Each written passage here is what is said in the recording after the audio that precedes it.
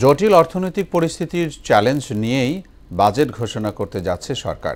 এই অবস্থায় দেশের অর্থনীতি প্রবৃদ্ধির উন্নয়নে জ্বালানি খাতের সংস্কারে গুরুত্ব দেওয়ার পরামর্শ দিয়েছেন বিআইআইসিসির গবেষক মাহফুজ কবির। ক্যাপাসিটি চার্জে মনোযোগী না হয়ে সঞ্চালন ও বিতরণ অবকাঠামো উন্নয়নে বরাদ্দ বাড়ানোর তাগিদ দিয়েছেন এই অর্থনীতিবিদ। আরও জানাচ্ছেন মনিরুল ইসলাম।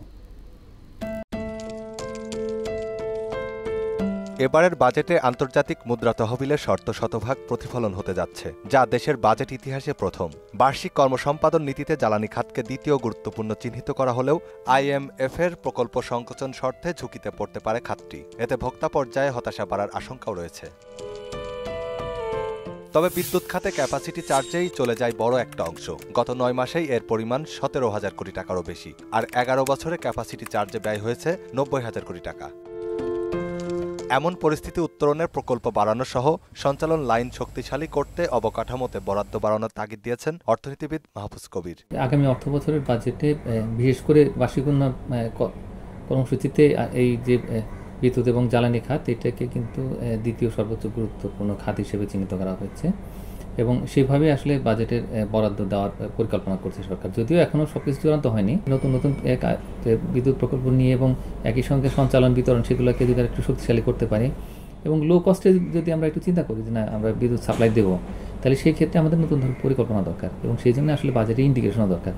একদিকে যেরকম আমাদের বাজেট বরাদ্দ প্রয়োজন, আর বিশিষ্ট কলামিস্ট সোহরাব হাসান বিষয়টিকে হতাশাজনক উল্লেখ করে নিজস্ব উৎপাদনে বরাদ্দ বাড়ানোর পরামর্শ দিয়েছেন। এবারও জ্বালানি খাতে ভর্তুকি থাকবে, যে ভর্তুকি পুরোপুরি তুলে নিতে পারবে না। এই ভর্তুকিটার ভোক্তা কতটা পাবে, আর রাষ্ট্রীয় ব্যবস্থাপনার খরচ, প্রশাসনিক খরচ কতটা যাবে, সেটি নির্ভরশীল। জ্বালানি সংকট বিবেচনায় ভর্তুকি ভারসাম্য বাজেট প্রণয়ন জরুরি বলে মনে করেন এক্সিম ব্যাংক কৃষি বিশ্ববিদ্যালয়ের উপাচার্য।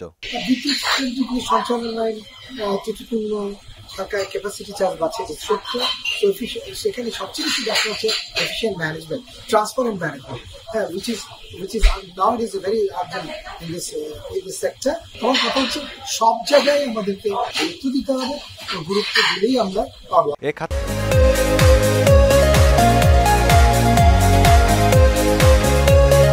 উন্নয়নে নতুন নতুন প্রকল্প গ্রহণ সহ ইলেকট্রিক কারের প্রচলন, সঞ্চালন লাইন শক্তিশালীকরণ, সুপরিকল্পনার মিশ্রণে দক্ষতার উন্নয়ন ও ব্যবস্থাপনাগত ব্যয় সংকোচন করা জরুরি বলে মত দেন বিশেষজ্ঞরা। সার্বিক বিভাগের দরকার দক্ষতার উন্নয়ন এবং ব্যবস্থাপনাগত যে খরচ, সেই খরচটা কমানো।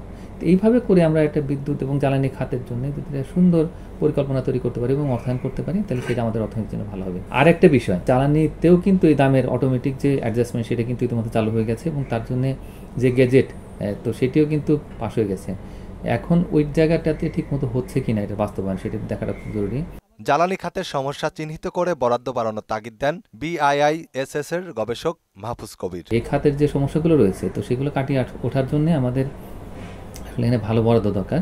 মনিরুল ইসলাম, মোহনা সংবাদ, ঢাকা। নতুন যে বিদ্যুৎ প্রকল্প সেগুলো হাতে